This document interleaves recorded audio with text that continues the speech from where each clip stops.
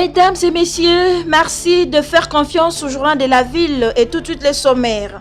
4 janvier 1959, 4 janvier 2024, 65 ans jour pour jour, les peuples congolais se souviennent encore de leurs martyrs de l'indépendance, décédés par émeute ces jours, et les familles des victimes revendiquent toujours leur indemnisation et un monument en leur mémoire. Faisant suite à l'observation électorale pour la justice et la paix post-électorale, les présidents de la conférence épiscopale nationale du Congo, Synco, à travers la mission d'observation électorale Synco-ECC, demandent à toutes les parties prenantes au processus électoral du 20 décembre 2023 en République démocratique du Congo de recourir à des voies pacifiques pour toutes sortes de revendications. Pas de report des classes après les vacances de Noël et bonne année.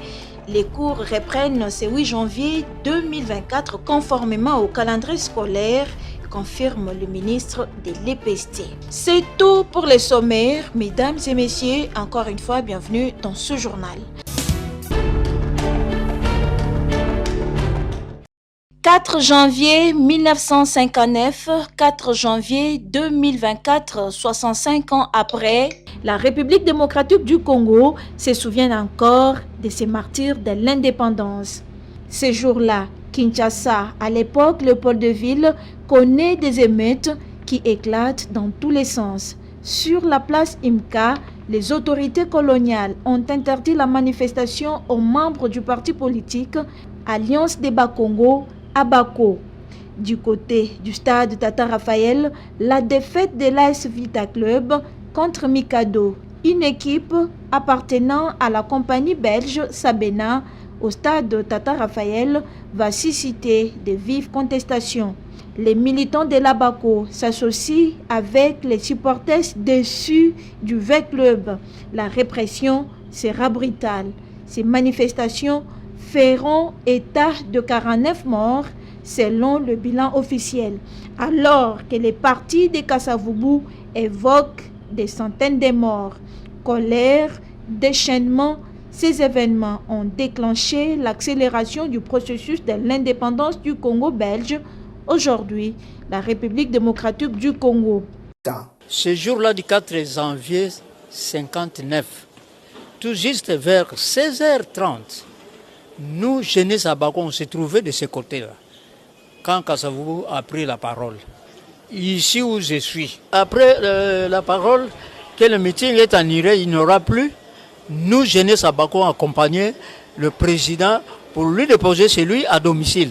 Chose grave, les familles qui ont perdu les leurs depuis ce jour-là jusqu'à aujourd'hui continuent encore à revendiquer leur indemnisation et souhaitent voir des monuments érigés en leur faveur.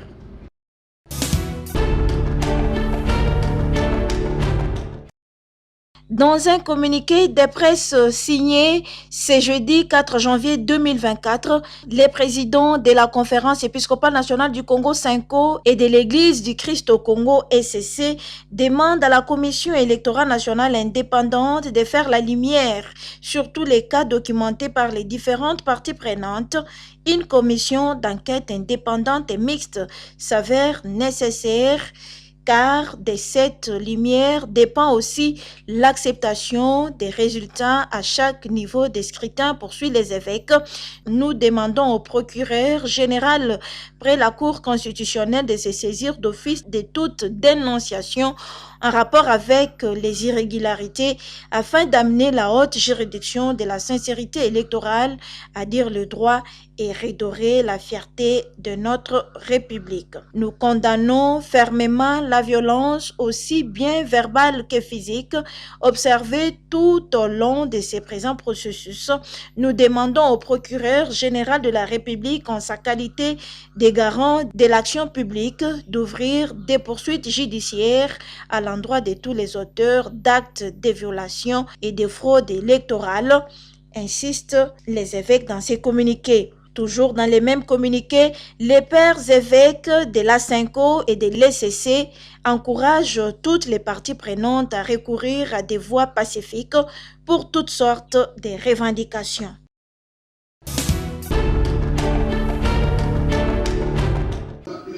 Face à la presse, ce mardi 2 janvier 2024, Patrick Mouyaya Katembwe, ministre des Communications et Médias et porte-parole du gouvernement congolais, invite l'opposition congolaise à rassembler les procès-verbaux et recourir par la voie légale pour les contentieux électoraux.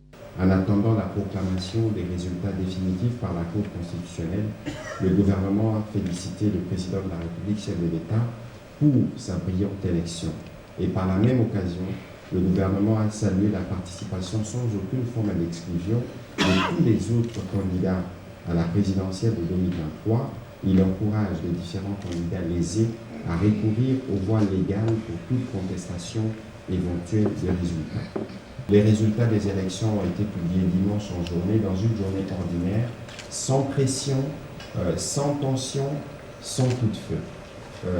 Ça vaut la peine de les mentionner parce que nous tous nous avions assisté aux différentes publications des résultats. Moi, en 2006, je faisais des débats électoraux à Sainte-Anne. On y a passé la nuit. L'abbé Malouma lui est revenu en charge de combat. C'est pour vous dire que nous sommes en train progressivement de consolider la marche vers notre démocratie. À en croire le porte-parole du gouvernement, les citoyens congolais ont démontré le 20 décembre 2023 et même après la publication des résultats que Félix Antoine Tshisekedi Tshilombo reste le champion de la rue. Pour nous, comme gouvernement, nous sommes fiers d'avoir coécrit l'histoire avec toutes les parties prenantes de la CENI, l'histoire de cette élection qui consacre pour la première fois dans l'histoire un plébiscite, parce que le président de la République a été élu à 73%. Il a été élu par tous les Congolais de tous les 4 coins de la République démocratique du Congo. C'est un scrutin qui finalement avait des allures des référendums. Et nous encourageons ceux qui contestent à utiliser des voies légales justement pour nous permettre de faire croître notre démocratie, parce que le champion de la rue est connu, il s'appelle Félix Antoine Tshisekedi Tshilombo. Toutes les rues de la République démocratique du Congo ont montré que c'était leur champion. Et donc il est hors des questions de penser recourir à la rue pour obtenir ce que le peuple devait donner à travers des urnes.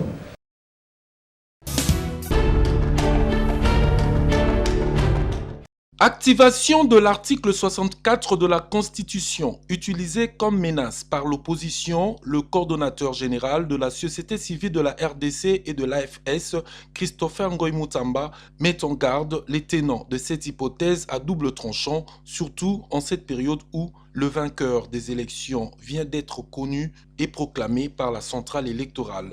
Nous entendons d'aucuns faire allusion à l'article 64 de notre Constitution. Mais faites attention, cet article se tient plutôt à deux tranchants. Pourquoi? Parce que lorsqu'il s'agit d'un pouvoir régulièrement établi, personne n'a confisqué le pouvoir. Le pouvoir émane du peuple. Et le peuple vient ou venait de s'exprimer. Et il a accordé allégeance, il a accordé son suffrage à des élus. Et lorsque, dans un contexte où toutes les procédures sont possibles et garanties, vous vous réveillez pour dire qu'on ne suivra pas la procédure normale pour revendiquer ou contester, encore qu'il faut présenter des preuves. La campagne s'est déroulée au grand jour. On a vu que le président a drainé des foules. Et vous avez été incapable de drainer des foules. Mais vous continuez à croire ou à vouloir faire croire au peuple congolais, celui-là même qui a dicté son dévolu sur son candidat, en fait, vous continuez à lui dire que non, il faut manifester contre la proclamation des résultats. Et le peuple, quand il descend dans la rue, c'est pour manifester, applaudir son champion. En revanche, le numéro 1 de la SCRD et de l'AFS appelle les perdants et candidats malheureux à saisir plutôt les instances judiciaires compétentes pour toute revendication et invite le peuple congolais au calme et à la sérénité. Nous pensons que tous ceux qui ont des reproches, des dossiers, des dénonciations et autres, c'est prévu par la loi. Il y a des instances appropriées pour ça. Et ils doivent suivre ce schéma-là. Vos témoins ont encore des supports. Ils peuvent apporter ces supports à la Cour constitutionnelle. Par ailleurs, pour sa part, Christopher Ngoï-Moutamba estime que finit le temps des conciliabules pour le partage de postes après négociation, mais aussi de l'hypocrisie de certains pays voisins en complicité avec quelques fils du pays, sémeurs de troubles et d'instabilité à cause des intérêts personnels et égoïstes.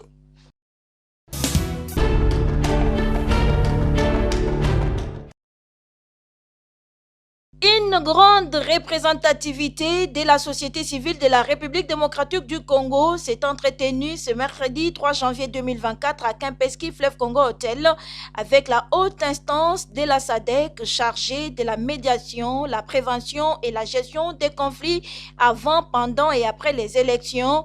Autour de leur entretien, les élections du 20 décembre 2023 en République démocratique du Congo. Et la situation de la RDC, comme vous savez, elle est de plus en plus préoccupante au niveau de la région, raison pour laquelle on a voulu écouter la société civile. Nous avons donné notre position par rapport à ce qui s'est passé au niveau quant à ce qui concerne multiples irrégularités, la fraude et tout ce qui a émaillé les élections que nous venons d'avoir. Cette instance nous a bien écouté, elle a promis de pouvoir mettre ça à la disposition du Conseil des sages qui est piloté par l'ancien président tanzanien Jakaya Kikwete pour pouvoir trouver une solution et pour pouvoir accompagner la République démocratique du Congo à traverser cette période. C'était également une occasion pour la société civile de la RDC de suggérer sa préoccupation suite à la première déclaration préliminaire de la SADC faite par sa mission d'observation électorale en République démocratique du Congo.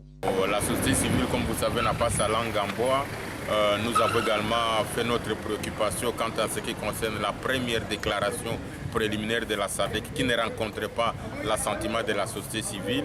Et cette déclaration-là, qui était une déclaration préliminaire qui était faite par la MOE, la commission d'observation de la SADC.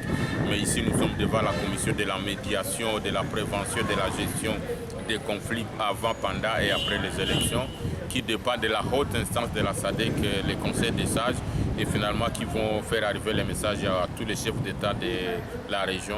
Et nous sommes convaincus que nous avons été entendus sur base des propositions que nous avons formulées quant à ce qui concerne les multiples irrégularités, la fraude électorale, mais surtout à ce qui concerne la gestion de cette période qui demande à ce qu'il y ait une grande vision de pouvoir réunir l'ensemble des fils et filles de ce pays pour qu'on puisse arriver à asseoir la légitimité, mais aussi qu'on puisse avoir la cohésion nationale.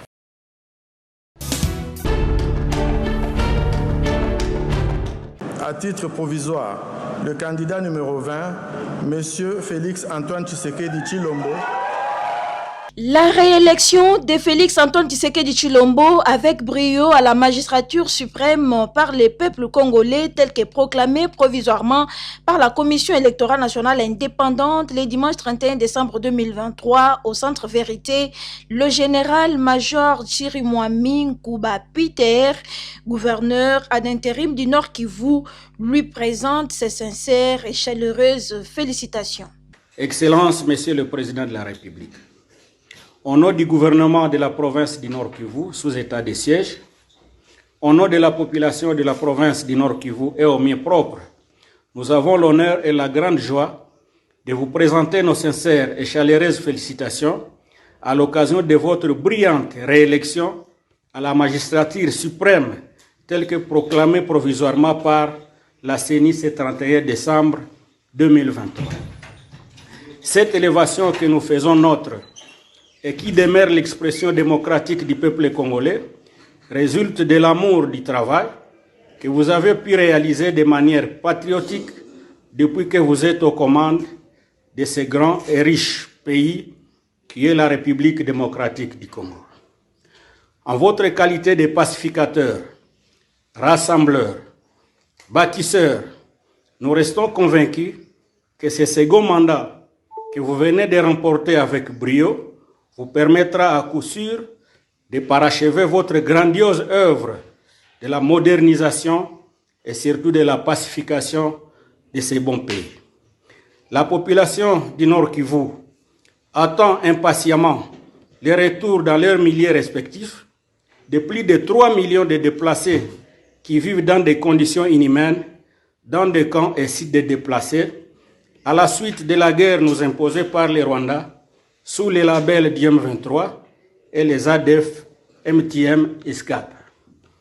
Plaise à l'Éternel de vous combler de toutes ces bénédictions pour que vous conduisiez à bon port la République démocratique du Congo, que nous voulons tous une, indivisible, pacifiée, forte et prospère. Très haute considération.